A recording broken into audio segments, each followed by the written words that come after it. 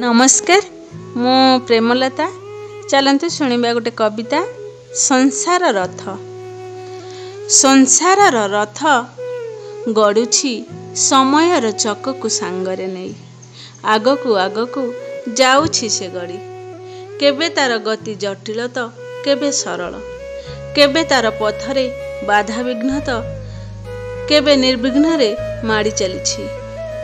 केते निजर अति निजर अत्यधिक भल पाइबा स्नेह ममतारे अति जत्न रे तो केबे परमानक कटाक्ष घृणा समालोचना आ कदर्य व्यवहार रे से गड़ी चलीछि।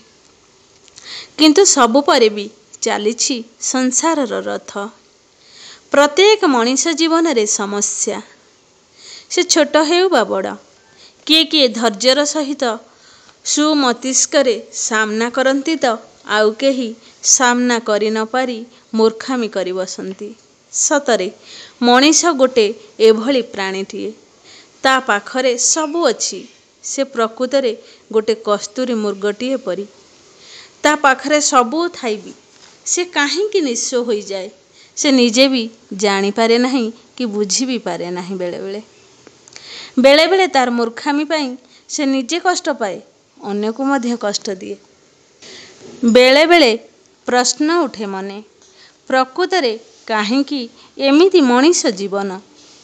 से सबुठारु श्रेष्ठ प्राणी होइथिले भी काहींकि अनेक समय रे से हारि जाए।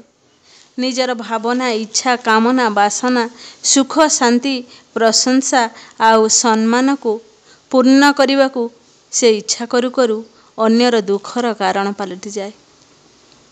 अजाणतरे हेउ बा जानतरे से बुझी पारे ना।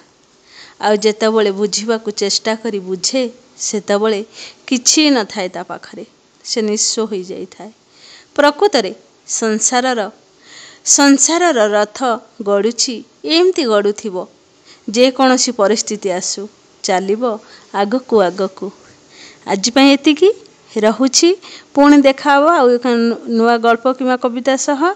जय जगन्नाथ।